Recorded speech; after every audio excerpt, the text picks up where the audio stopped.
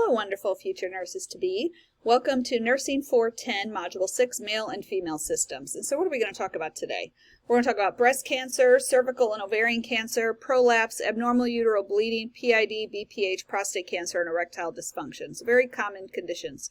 So first we're going to talk about breast cancer. So it's the second most common cancer. Breast cancer, the incidence is slowly decreasing, which is great. The breast cancer survivors are the largest group of any cancer survivors, and the etiology, so it can be family history, environmental factors, genetics, even early menarche and late menopause, age 60 or older. Most who develop breast cancer have no identifiable risk factors. They just get breast cancer. Hormonal regulation is related to breast cancer development. So this is not the most understood reason why, but they can have combined hormone therapy, increased risk of breast cancer, increased tumor size at diagnosis, increased tumor stage at diagnosis, and the estrogen alone may increase the risk after 15 years. The modifiable risk factors are excess weight gain during adulthood, sedentary smoking, too much fat, obesity, alcohol, and then environmental factors would be like radiation exposure. So those are all modifiable things that people can do to decrease their risk by taking good care of themselves, not drinking, smoking, etc. So it is 10% are hereditary. There definitely is a genetic link, and you'll hear about people like going and having their genetics tested, and sometimes people will have surgery to remove their breasts and their ovaries, and so it just depends. There are risk factors for men if they have estrogen that is too high, if there's a family history of breast cancer, radiation exposure, and there's a prophylactic oophorectomy and mastectomy, and that's what I'm talking about. So these are non-modifiable. So modifiable means you can do something about it. Non-modifiable, it means you can't modify your life and do anything about it. So again, modifiable, non-modifiable. It's really important to know for your boards. So modifiable are all the things. Quit smoking, drinking, eat right, exercise. These things, you can't do anything about. Your hereditary. You can't do anything about your genetics. And so these are the non-modifiable. So personal history of breast cancer, gender, family history of breast cancer, your age, and the breast tissue density. So those are all things that you can't do anything about. So how do we screen?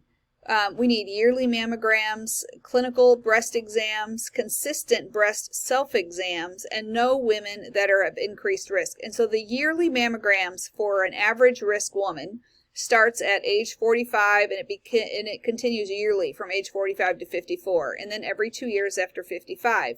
And then you keep doing screening mammograms as long as their overall health is good.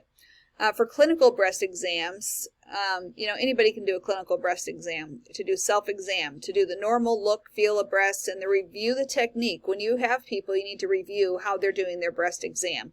The women that are increased risk will have an earlier 3D mammogram screening. They'll have a breast MRI and more frequent breast exams, clinical breast exams.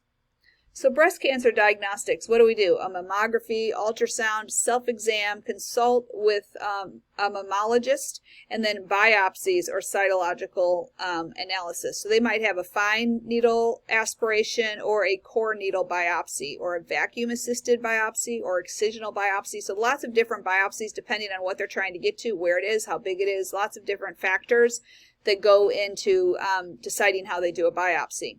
So here's the pathophysiology of breast cancer.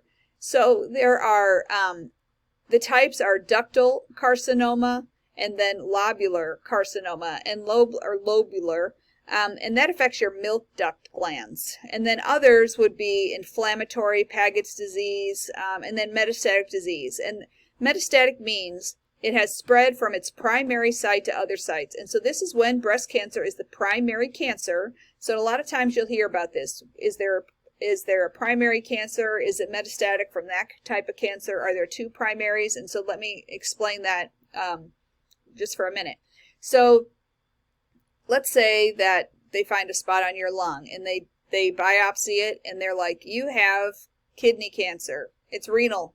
And it's like, wait, I thought you biopsied my lung. It's because the renal cancer has spread to the lung. So that would be renal is the primary site, the lung is the metastatic site, but maybe they didn't know that there was a spot on the on the kidney because there were no symptoms from the spot on the kidney, but there was from the lungs. And so that happens very often, that they find the primary that they didn't even know was there by testing the secondary or the metastatic spot.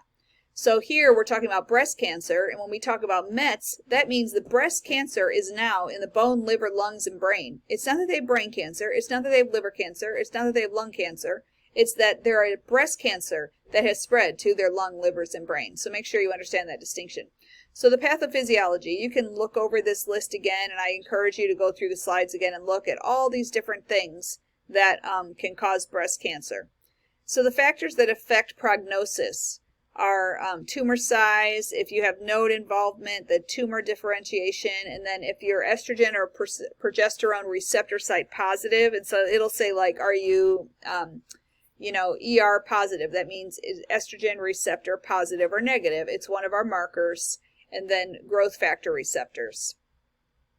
So, and this is how we look at it, how invasive it is. We'll look at the hormone receptors, the genetic status, is it inflammatory, this phylloides tumor, or triple negative. So all these, you see, look at this picture and all the different kinds of cancer. So Paget's disease, that is a rare breast cancer. It's different from Paget's disease of the bone. There's itching, burning, bloody nipple discharge, and ulceration.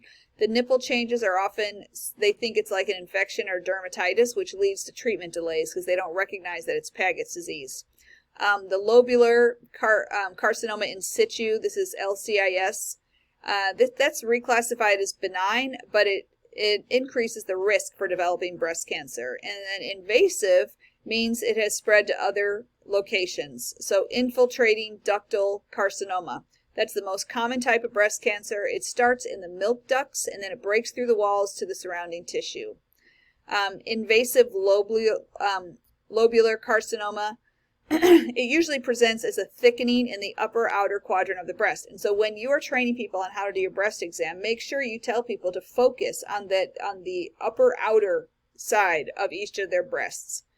It's often not detected by a mammography, and so they really need to look for that sort of like, why does my skin feel weird here? Anytime they think, why is this, they need to go to the doctor. They need to look at themselves in the mirror. There's a lot to learn about teaching people about how to do a self-breast exam. And then they're going to look at the receptor status, the HER2 status, and then inflammatory cancer is aggressive, fast-growing, the highest risk for metastasis. The cancer cells block lymph channels in the skin of the breast. The breast can look red, feel warm, thickened, can look like an orange peel. Phylloides tumor is a very rare tumor. It develops in the connective tissue and it tends to grow quickly. Most are benign. The treatment is excision with a wide margin. And then there's triple negative breast cancer. And so when you go through these slides at home, because you do have these slides in your resources, all these extra things that I'm saying are in the speaker notes, and so you'll have all that information. The clinical manifestations. So we need to detect, which is like a lump or a thickening or something like that in the breast, some abnormality. The rate of growth, if it's palpable, irregular, poorly delineated, non-mobile, non-tender, you might have nipple discharge or retraction. The complications are that it recurs, that there's METs meaning metastasis, local, regional lymph nodes. I did oncology nursing for a long time. It's one of my favorite areas. I actually did research for a long time as well. So all these things, you see the percentages, and that's where most of these cancers are found. And you see that upper outer quadrant, 50% are found out there and not picked up by mammograms, so people really have to be careful. Further testing, and so you want to look at the risk of recurrence at the axillary lymph node analysis, at the tumor size, estrogen and progesterone receptor status, ploidy status, genomics, assay genomics test, and so all these are really important to see. Do you have sentinel lymph nodes that are involved, and all those type things that will tell us what it's like. The larger the tumor, the poorer diagnosis. The more well differentiated the tumor, the less aggressive. The poorly differentiated tumors appear morphologically disorganized and are more aggressive. So you'll hear about were the margins clear, were the margins not clear. So there's just so many things that have to do with how we know about cancer. HER2 is a prognostic indicator associated with an unusually aggressive tumor growth.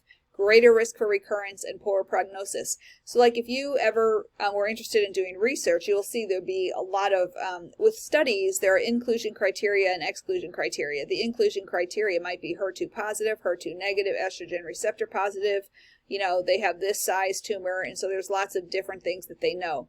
And then the genomics, and so they're going to analyze a group of genes, and that will also tell them what the cancer, how the cancer is likely to behave and respond. So there's an Oncotype DX, that's the most often used, and then there's a MammaPrint and a PAM50, and so those are other genomic markers of the tumor itself that can tell the people treating your cancer how it's going to do, or what they can expect most likely. So TNM staging for breast cancer. This is important that you understand this. So the tumor size, and so TNM, this is like, people will say, oh, my tumor is a T1, N1, M1. You're like, what?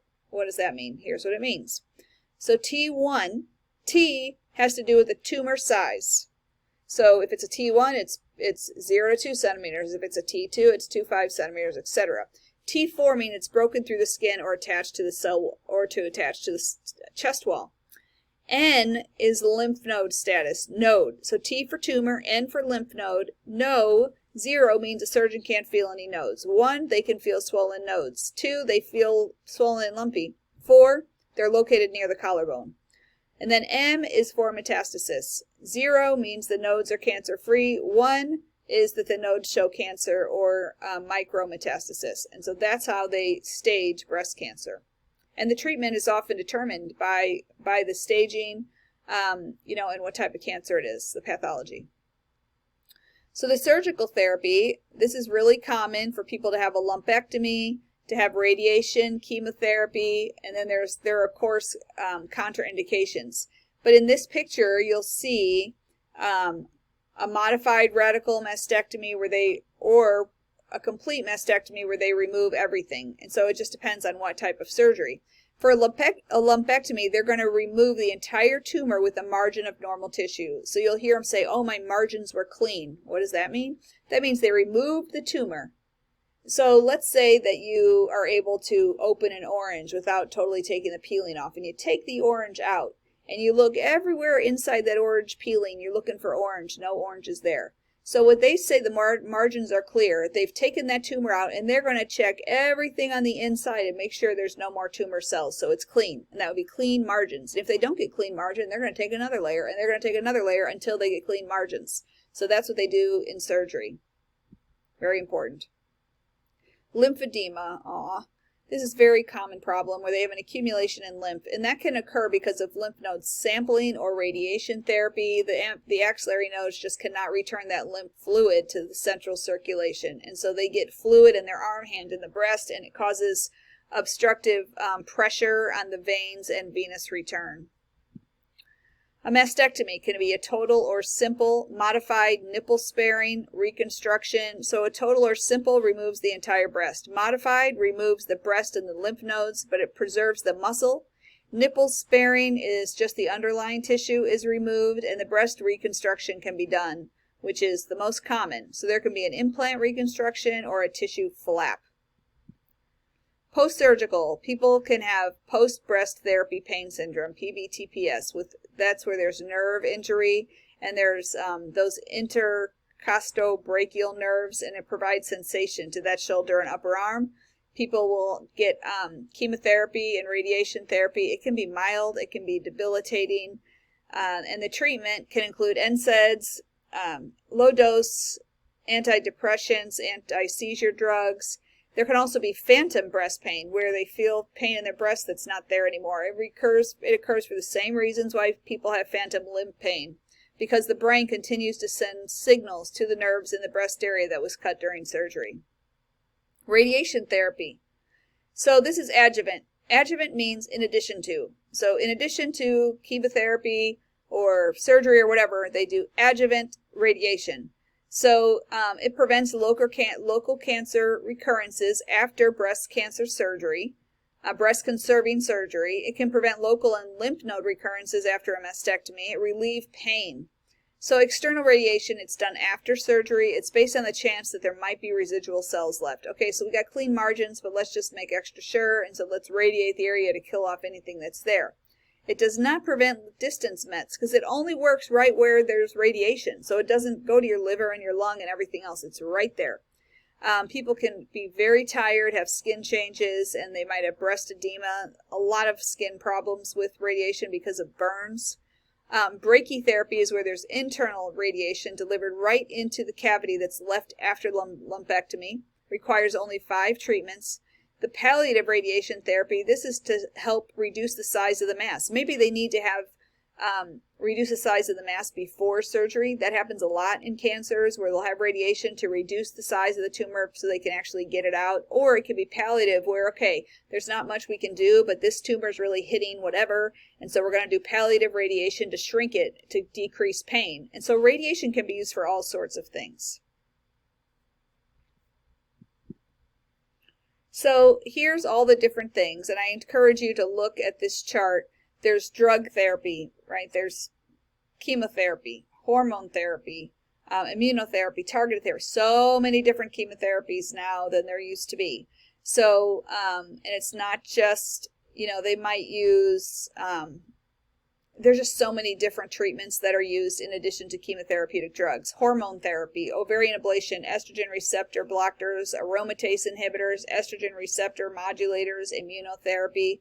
So there's so many different things. And these can be given adjuvant, meaning adjuvant therapy means they had surgery and now we're going to do chemotherapy to decrease the risk of that tumor coming back or growing or whatever the case may be.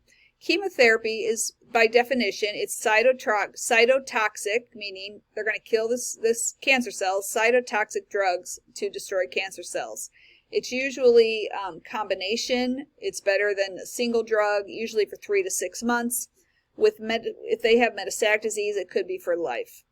The side effects are related to the drugs. It's related to the GI tract of those rapidly dividing drugs that causes nausea, anorexia, weight loss, bone marrow problems, because again, it just kills those cells, hair follicles, so they get alopecia. They get chemo brain, which is a real thing where they just can't think straight because of the chemo. Hormone therapy, ovarian ablation, estrogen receptor blockers like tamoxifen. So just make sure you read over the details on this slide. Herceptin is a monoclonal antibody to HER2, so they also give monoclonal antibodies. So there's lots of different things that are given for cancer. Client care. Make sure be culturally competent and sensitive to different things. Nursing assessment, nursing diagnosis, plan, evaluation. When I was an oncology research nurse, I remember we would have people come in with severely advanced breast cancer that were of certain cultures that they are not supposed, their modesty is just like their number one thing, and they did not want to show anybody their breast. And so they would come in with a breast that looked like a cauliflower because it was so advanced by the time they went to the doctor. And so culture is a big deal. Their age, education, marital status, religion, their finances, do they work, where they were born, their birthplace. And so all these different things, they might not trust us, they might be suspicious, or they might not have the support they need to get the treatment. So health promotions, we want to reduce risk factors. Don't smoke, limit using hormonal medications, limit exposure to pollution, limit alcohol, get your mammograms, watch out for changes. And so people really need to be looking in the mirror at their breasts, feeling their breasts, palpating their breasts, because you're going to notice a change in your breast sooner than anybody else would. That's what I've always told people. Eat healthy, normal weight, get exercise, breastfeed. So all these things are health promoting factors for breast cancer. For the acute care, it is the worst thing when people are waiting for results. Make sure they have consent, be sensitive for information, anger, the stages of grief as if they get a terrible diagnosis, pain, and teaching. Make sure that people's pain is under control. That's one of the biggest things that people are afraid of. If I get cancer, I'm going to have pain. There's so much teaching involved with all the different types of treatment. Make sure that you present choices. Make sure that they know what their choices are. That's not you. That would be the doctor, but they might have questions for you. Restore their arm function. Sometimes with acute lymphedema, there's going to be all sorts of therapies that are used for that lymphedema, whether it's bandages or to keep their arm elevated, to do certain exercises. And then psychological support, psychosocial support is huge. You know, people have body image changes. They lose their hair, they lose their breasts, they don't feel like a woman. They wonder if their person they love looks at them different. You know, just people go through a lot. So ambulatory care, we're gonna explain what the follow-up is. Huge. There's a lot where they would give them a calendar and say, because there is so much. It's like a part-time job. You need to get your lab work done on this day. You need to have chemo on this day. You're going to be here for this many hours. You're going to have 3 days where you feel terrible after. People deal with, you know, sexual identity problems, or maybe their hormones are crazy, and where they used to have sex with no problem, well, now there's dryness and there's new problems. I mean, they used to get estrogen therapy that took care of their dryness. Well, now they can't have the estrogen because of their cancer. And I mean, there's so many things that you might think the cancer is the number one thing, when their problem is they want to satisfy their mate, whatever. I mean, so many things. Their body image, interpersonal relationships. People leave. They're like, we don't want to do this. And so there's divorce. It's just, there's so many things. So there's almost 3 million breast cancer survivors. It is the largest group of cancer survivors. When I was in oncology research, I always said, if you want to get cancer, get breast cancer, because it's everybody's mother, sister, aunt, grandma. And so it's just so well researched. They just know more about it than any other cancer. And I think that's why it's the largest group of survivors. They just expect that number to grow as we have improved methods for treatment. And, you know, for everything. We're constantly trying to improve. There are gerontological considerations, and so they're higher percentage. And so their older people are less likely to have mammograms, and less likely to have screenings. And they're more at risk once they're age 65 or older. The mammoplasty. So this is a surgical change, breast reconstruction, implants, nipple reconstruction, augmentation, reduction, and then the nursing management for all these things. And so sometimes people have elective surgery for cosmetic reasons, and other times people have breast reconstruction after a mastectomy. So there's body image, there's cultural values that are placed on the breast, reconstruction to restore or preserve their bodily image. Implants, sometimes people won't have nipples anymore once they have their breast reconstructed. They might have implants, or they might have nipple reconstruction, augmentation to look like they have breasts even though their breasts have been removed. There's just so many things that can happen with breast cancer and how people manage their breasts and what they choose to do. So tissue expansion. So this is something that can be done to get the tissue to, depending on where the skin is and where it was taken from. So all these different things. So you can use different tissue to recreate a breast mound, whether it's from the abdomen, back, thighs, buttocks. And so it's not breast skin, it's other skin. So there are two types of the tram flap. And this is where, and like the DF flap is a version of the free flap that doesn't involve the use of muscle tissue. So lots of different things. And then they might need a tissue expander because the skin is not the same as breast skin. Okay, cervical cancer. It used to be common, but mortality rates have decreased considerably due to pap smears. And so about 13,000 women are diagnosed each year. About 4,000 die each year. African American women have the highest mortality rate. The risk factors are infections with HPV 16 and 18. If you're immunosuppressed, using OCPs for a long period, being exposed to DES, giving birth to multiple children, smoking. Clinical manifestations, usually no symptoms when it's early. Eventually, they'll have unusual discharge, postcoital bleeding. The discharge might become dark and foul smelling. They might have vaginal bleeding, pain, weight loss, anemia, cachexia are late symptoms. So diagnostic testing, pap smear test for the changes in the cervical cells, HPV test, cervical cancer screening should start at age 21. Abnormal pap should be followed with a colposcopy. A cervical biopsy is taken. Vaccines against HPV. So this should begin before they have their first sexual contact. And so normally they're doing it at age 11 and 12, but now even as early as 9. It's Gardasil is the vaccine that can be given. Ovarian cancer. So ovarian cancer, this is the deadliest of the cancers. About 22,000 new diagnoses, 14,000 women die. It is the fifth leading cause of cancer death in women in the United States. It's usually diagnosed when it's advanced, and half of them are diagnosed at age 63 and older. We do not know the cause. There are some BRCA gene mutations, BRCA mutations, family history of ovarian cancer or breast or colon cancer, a personal history of breast or colon cancer. It's associated with higher risk for people who have never been pregnant, if they're older, high fat, greater number of ovulatory cycles, so like they get their period really early, hormone replacement therapy, and the use of infertility drugs. Low risk would be breastfeeding, multiple pregnancies, oral contraceptives used more than 5 years, early age at birth of first child, because it reduces the number of ovulatory cycles and exposure to estrogen. So epithelial, the etiology and pathological. So I will let you read this slide because it talks about the grading and the histologic grading of the cancer. So it's just intraperitoneal dissemination is a common characteristic. So that means, what does that fancy word mean?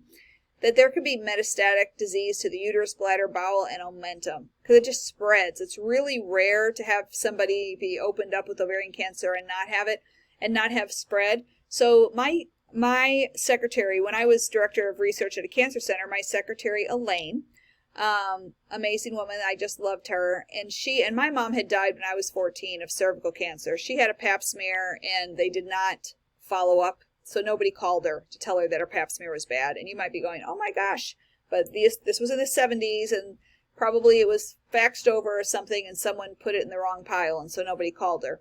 And she ended up dying from cervical cancer, which you should never do, because it was very metastatic by the time they found it. Well, so my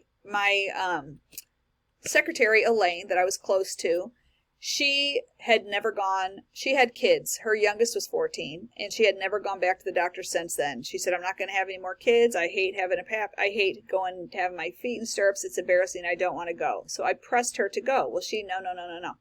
So then one day she was talking about, oh my gosh, I'm so bloated and fat. And she was sort of short and round. And so she just thought, oh, I'm getting fatter. I haven't really changed how I'm eating, but I'm getting fatter.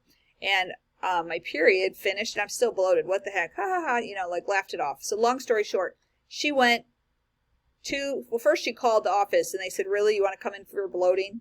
Really? And so I called back and yelled at the person. That's the truth. True story. And got her in, and they palpated a tumor.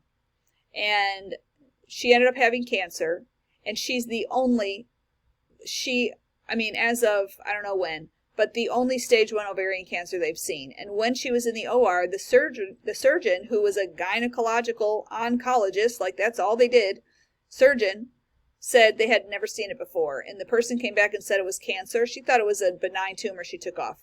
She had someone go double check the pathology to say it was cancer, because they had never seen a stage 1. They didn't even know how to treat it. And so they just gave her half the amount of chemo that other people have. And she still is alive and well and no problems, because it was caught so early, because I knew that bloating was a really early sign of ovarian cancer that no one did anything about. I love that story. So this is normally caught really late, because women do not pay attention to themselves. It also can have mets to the stomach, colon, liver, and other parts of the body in advanced disease. So the clinical manifestations are vague, nonspecific, later stage disease. And so you see bloating, pelvic or abdominal pain, they pee a lot, menstrual changes, fatigue, and back pain. Okay, how many women do you know that have all these symptoms that don't do anything about it? Oh, their back hurts because they're lifting the baby. They have abdominal pain. Well, so what? They have a period. They're used to abdominal pain. Menstrual changes. Okay, I'm tired. I pee a lot. People don't go to the doctor.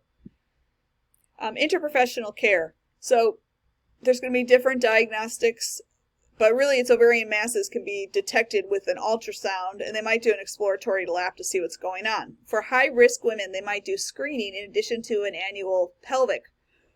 So the CA125 is positive in 80% of cases. And so the CA125 could be elevated with other cancers or with benign conditions. And so here's the deal with the CA125. People think, oh, we'll just test my CA125. A CA-125 doesn't necessarily mean that you have ovarian cancer, but if you have ovarian cancer, there's an 80% chance your CA-125 is up, and so it can cause panic for no reason. That's my point. Prophylactic care. People get their ovaries and fallopian tubes removed, but an ovarectomy does not completely eliminate the risk of disease in the peritoneum. Oral contraceptives can help. You see how oral contraceptives help prevent some and they help cause others.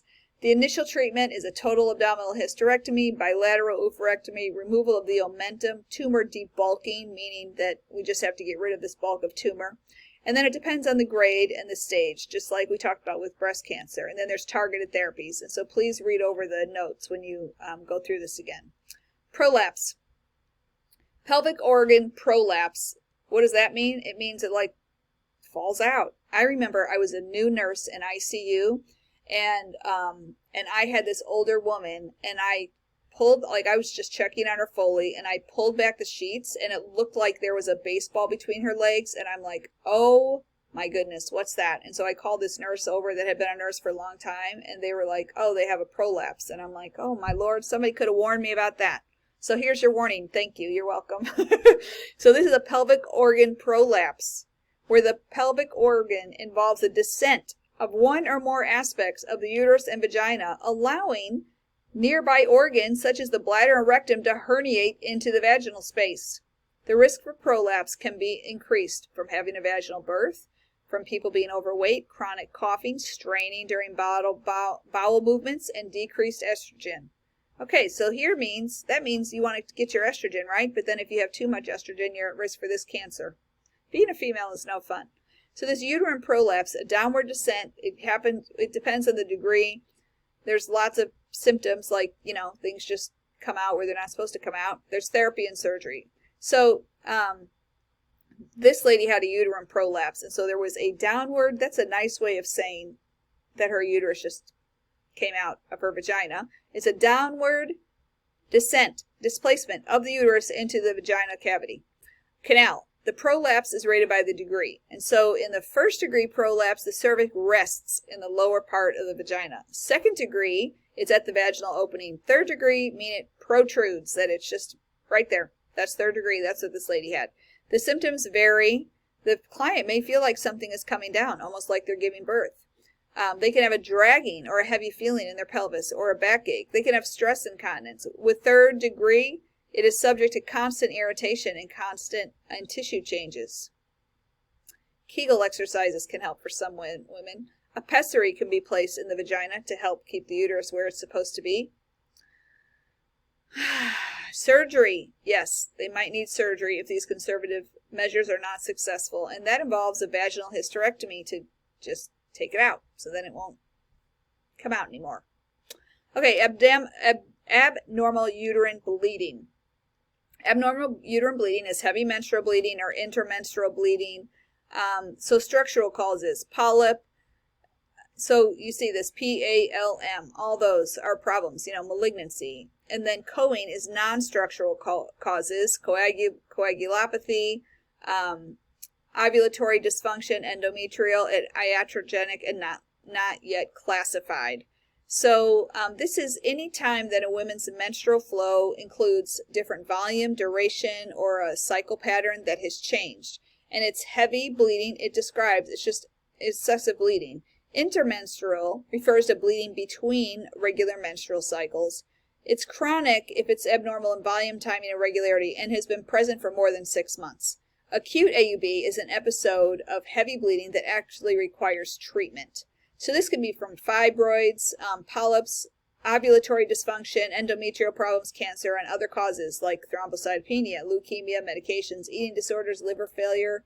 In postmenopausal bleeding, you shouldn't have bleeding postmenopausal. So endometrial cancer always needs to be considered if somebody is postmenopausal and all of a sudden they have bleeding or spotting that occurs after it's been gone for a year or longer. So you can read over all the details there. So amenorrhea is the absence or abnormal interruption of menstruation. So primary amenorrhea refers to the failure of menstrual periods to begin by 16 years of age. And this can be associated with, like, if they're an athlete or other chromosomal or congenital problems. Secondary means they were having a period and now they just stopped for 3 to 6 months, and that can be an insufficiency. It can be polycystic ovarian syndrome, hypothalamic disorders. Lots of things can cause these problems. So interprofessional care. So these are diagnostic studies. There are diagnostic studies that we can look at. So labs, diagnostics, where we're going to look at their history and physical. There's different treatments depending on what caused it, the degree of threat to the patient's health. They might take oral contraceptives. Lysteta is the other name for that tranexamic acid, and that can be used during the menstrual cycle to treat heavy menstrual pain or bleeding. Estradiol, and then there's other options as well. Pelvic inflammatory disease. So this is an infectious condition. It's an infectious condition in the pelvic cavity. It can cause the fallopian tubes, ovaries, and the pelvic peritoneum. A tubo-ovarian abscess may form. So pelvic inflammatory disease is usually the result of an untreated cervical infection. So really important to teach women, if you smell something, feel something, see something, itchy, whatever, go to the doctor, because if you do not treat the infection, you can get pelvic inflammatory disease, which then can affect your ability to give birth and get pregnant and all these things. So because the organism in the cervix then spreads to your uterus, to your fallopian tubes, ovaries, and the cavity. So gonorrhea and C-tract are the most causative organisms. So not all causes of pelvic inflammatory disease are STDs, but a lot are. Risk is the organisms can gain entrance during sexual intercourse or after a pregnancy termination, pelvic surgery, or childbirth. So women at increased risk for chlamydia, so younger than 24, multiple sex partners, or new sexual partners should be routinely tested for infections, for STDs. They just should. Because the infection can be asymptomatic and unknowingly transmitted during intercourse. The clinical manifestations are lower abdominal pain. It typically starts gradually and then becomes constant. It can vary from mild to severe. Movements such as walking can increase the pain, but people can go into shock. They can have trouble with their liver, peritonitis, and embolism, so all sorts of problems can happen because of this. So we need to do a pelvic exam, identify, report any tenderness, diagnostic testing for STDs, pregnancy to see if there's a pregnancy test to see if there's an ectopic pregnancy, ultrasound might be done. So treatment, they need antibiotics, they need to not have sex for at least 3 weeks, they need to test their partners, rest, reevaluate. They might need to be in the hospital for further treatment for IV antibiotics, corticosteroids, all sorts of things. BPH.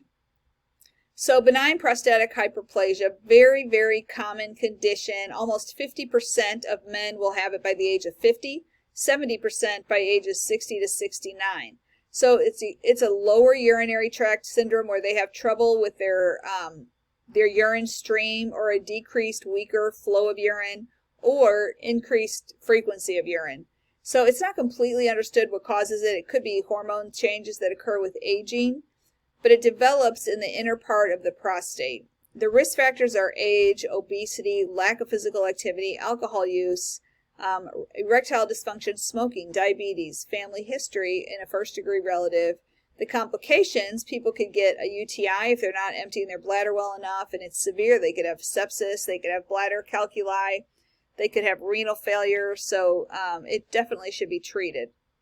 It's usually a gradual, it's not like all of a sudden they're peeing like crazy. It's a gradual manifestation, these lower urinary tract symptoms. It can be irritating and sometimes obstructive, and so we need to look at, are they irritating symptoms or obstructive symptoms?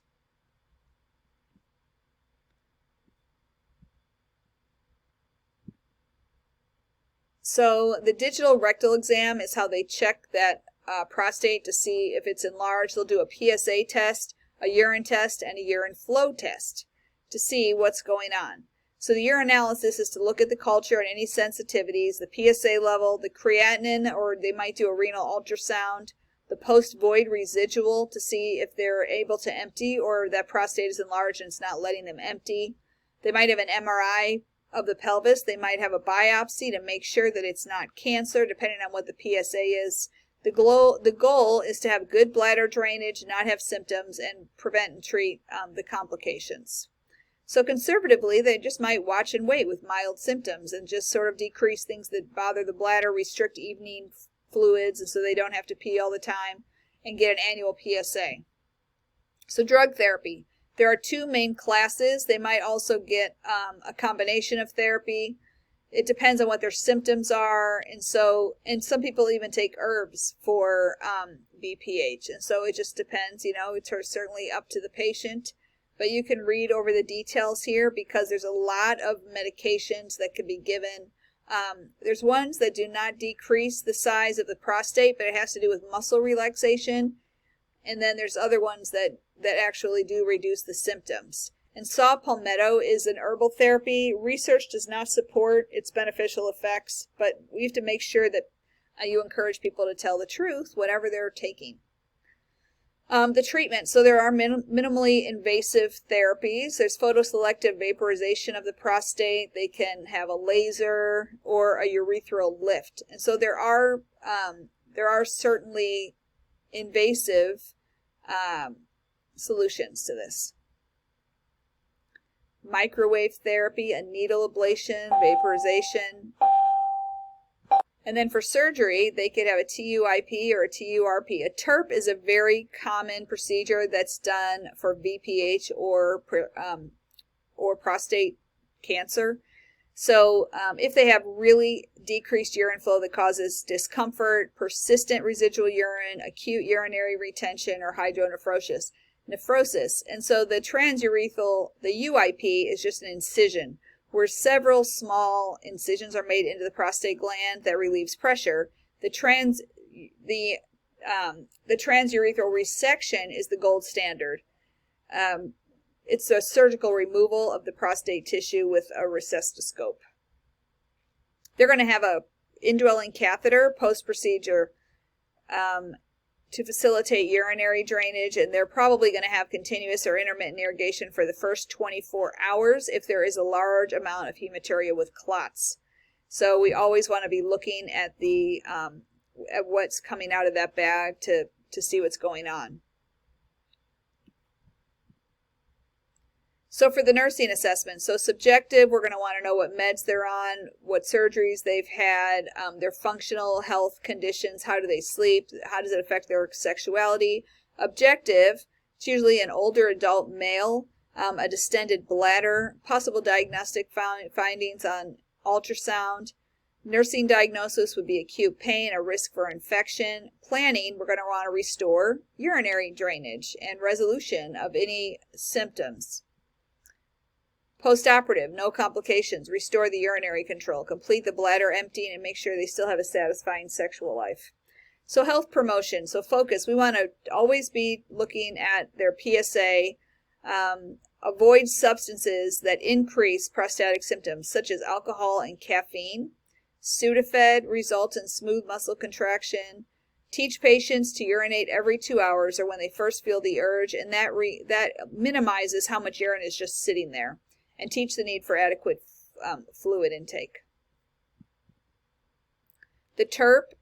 So here is, I encourage you to study this because there's a lot about post-op and TURP. Make sure that you know what a Coude has, a curved tip catheter that will help. If you're putting in a Foley catheter and somebody says they have BPH, you're going to use a Coude because it's a curved tip catheter and it can help it get through. Or a filiform, which is a rigid catheter. And let them talk about their sexual problems that are as a result of this. Talk to them about complications of procedures, such as decreased or absent ejaculate volume or a retrograde ejaculation. Post-operative care for a TURP, we're going to always be watching for a hemorrhage, for bladder spasms. They could have a bladder spasm just because their tubing is kinked, and so you're always going to want to make sure you look at that. If someone had a TURP and you're going in to give them water, you're going to want to look at that bag and make sure that nothing is kinked. Make sure there's good bladder irrigation, remove blood clots, and ensure that urine is draining, because if not, they're going to get spasms. irrigate. So just make sure you follow the orders for how to take care of it.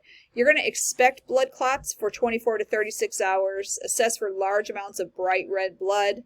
It could be a catheter displacement. It could be dislodgement of a large clot, and then they're going to have an increase in abdominal pressure. So if they have a hemorrhage, you're going to want to make sure that that you're aware of that. So a bladder spasm, that's an irritation of the bladder mucosa. So you're going to check that catheter for clots. Tell the patient not to urinate around the catheter and just, check it. The catheter is typically removed after 2 to 4 days, and they do a voiding trial to see if they can urinate. You're going to teach Kegel exercises, monitor for infection, prevent straining. So give them stool softeners and make sure their diet is good. So a lot of different things here for TERP that I encourage you to read over all these speaker notes. Prostate cancer. Prostate cancer is the most common in men and is the second leading cause of cancer death.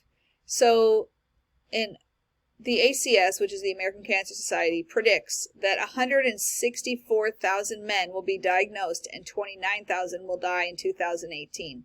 1 in 9 men have a risk of developing prostate cancer in their lifetime.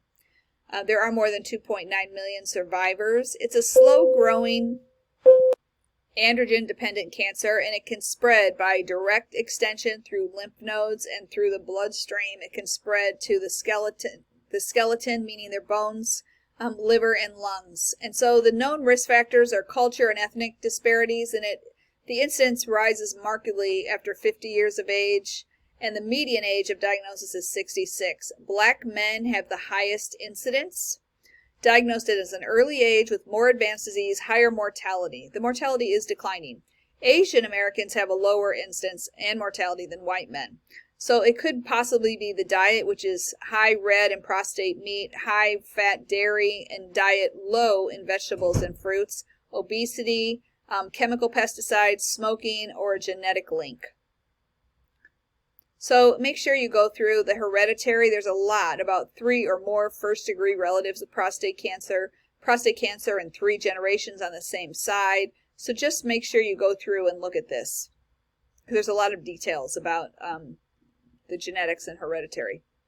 Clinical manifestations. It can be completely asymptomatic in the early stages, which is why it can be caught late. Eventually, the patient will experience similar symptoms to BPH. There could be pain in the lumbosacral area that radiates down to the hips or legs, metastasis with a tumor that spreads to the lymph nodes, bones, bladder, liver, and lungs. Pain management is a major problem. When I did oncology research, I specifically worked with a GU. I was over it all, but I still wanted to be with patients. And so I worked with this GU doctor, and I took care of a lot of prostate cancer patients. And the bone pain was so very difficult to manage, especially in the back and legs because of spinal cord compression and bone destruction. I mean, that's really the biggest problem. So the diagnostic studies, a PSA screen, make sure that they know about that, a biopsy, monitor people, and then other testing. So you always need to discuss risk of PSA screening, the potential benefits of screening, follow-up, especially in men age 55 to 69, they have the greatest potential to benefit to make sure that they find this cancer early. So age 50, if average risk, they're expected to live at least 10 more years. Age 45, if high risk, blacks and men who have a first degree relative with prostate cancer, less than 65 years. Age 40, if higher risk, with more than one first degree relative has had prostate cancer at any age. So these are the people that need to make sure that they're having their PSA checked. So please go through and, the biopsy, look at the details of biopsy. It's absolutely necessary to confirm the diagnosis of the prostate cancer. And then other tests would be like a whole body scan. That's where they're going to see if it's spread, a CT of the abdomen and pelvis, or an MRI of the pelvis. So interprofessional care. So this is all the different grades. And so prostate cancer has to do with a grade. Chemoprevention of prostate cancer is an active area of research. The drugs that they use to treat BPH may actually reduce the chance of getting cancer Early recognition and treatment are important to control tumor growth, prevent mets, and preserve quality of life. 93% diagnosed when cancer is local or regional. If they are diagnosed when it's local or regional, their 5-year survival is 100%, about 100%. So the TNM, again, tumor, node, and metastasis, just like we talked about with breast cancer. And then there's histologic grading. So there's a Gleason scale that you see here on the screen, and that has to do with the grade group. The Gleason scale is it has to do with whether it's well differentiated, poorly differentiated, if the patterns of cells are there together. So lots of different things there. They're used together, but the trend is moving to go with the grade group only and not to look at the Gleason. But all the different stages have several treatment options, but it does depend on the grade. Some people just wait. A low expectancy, less than 10 years, a low stage tumor, low grade, and also looking at whether they have coexisting medical conditions or not. So see, this is the Gleason's pattern. Small uniform glands, look at 1, and then at 5, it's there's lack of or occasional gland sheets of cells. And so it just depends. More space. So this is how they look at this is how the pathologist determines their Gleason scale. So surgical treatment could be a radical prostatectomy, post-op radical prostatectomy, nerve-sparing procedure, cryotherapy, or an orchiectomy. So all sorts of different surgeries, and you can, again, look at this slide to look at all the details of all those surgeries. Radiation therapy can be alone or combined, meaning it could just be radiation therapy, or it could be that they have radiation and surgery, radiation first and then surgery, radiation and chemo, so it just depends. Brachytherapy or radiotherapy. So external beam radiation is the most widely used to confine it to the prostate and surrounding tissue. It could be 5 days a week for 4 to 8 weeks, and it's a 1-hour treatment. It's a big deal. Side effects can be acute or delayed, meaning months or years later they could have side effects. But the most common are changes in their skin, GI tract, urinary tract, and sexual dysfunction.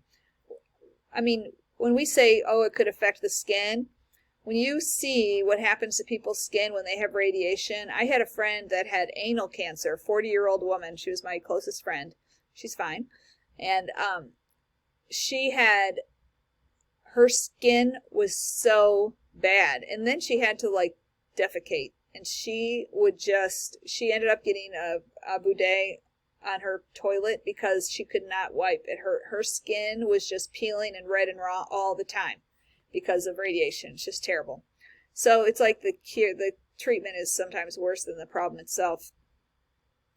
Drug therapy. So again, I'm going to encourage you to look at all the details here, but just know that there's a lot of different treatments. There's androgen deprivation therapy, chemotherapy, so many different types of therapy to go into. Chemotherapy is usually for those with hormone-resistant prostate cancer in late stages, and the goal is mainly palliative, increase survival by 4 months.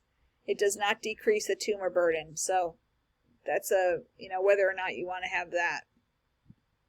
Culturally competent care. So there certainly are ethnic and cultural considerations. Black men have the highest mortality rates, and it's often more advanced at the time of diagnosis. And so they might not know about screening. The transportation might be a problem, healthcare costs.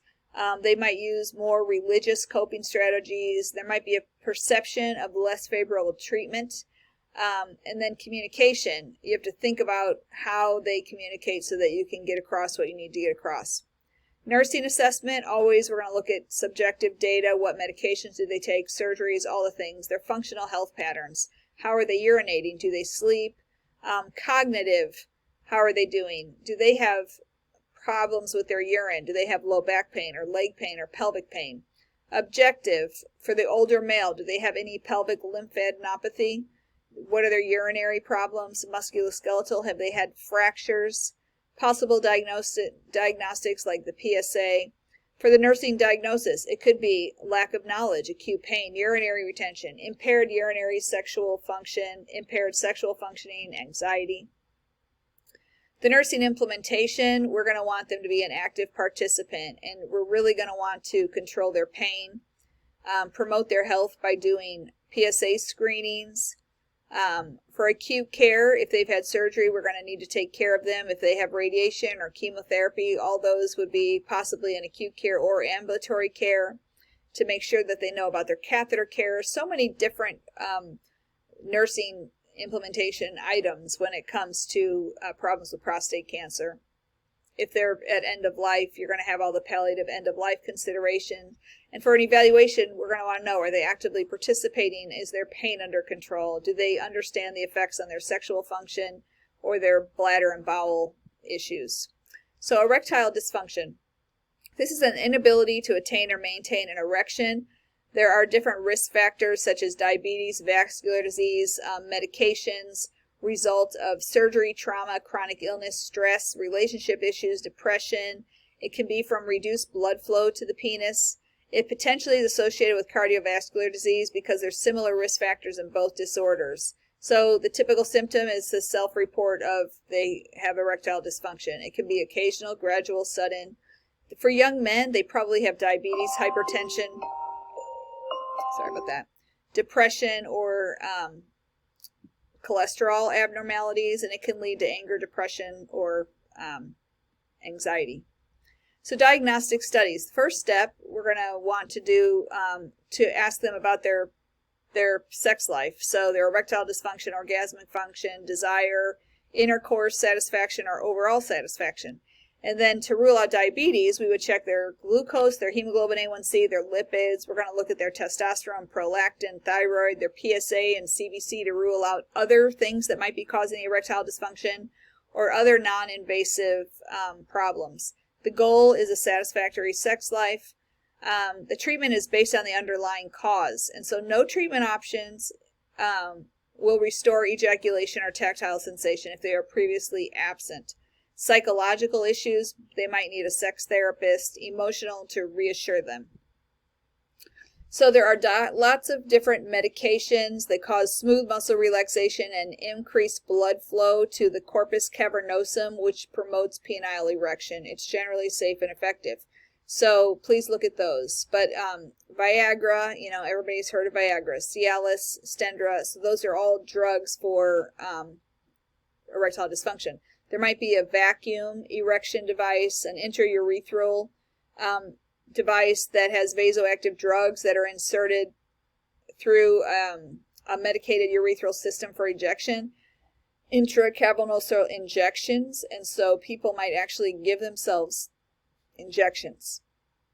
Or penile implants, where they'll provide an erection firm enough for penetration so they could surgically implant cylinders. There's a small pump that goes in the scrotum with a reservoir in the lower abdomen. People can get infections, erosions, or they could have a mechanical failure. And definitely sexual counseling will need to be done. If you have any questions, please let your instructor know. This came from the book, but I really encourage you to go back because there are so many details. I mean, I just highlighted things, but there are so many details that you would need to look at more specifically. Have a wonderful day.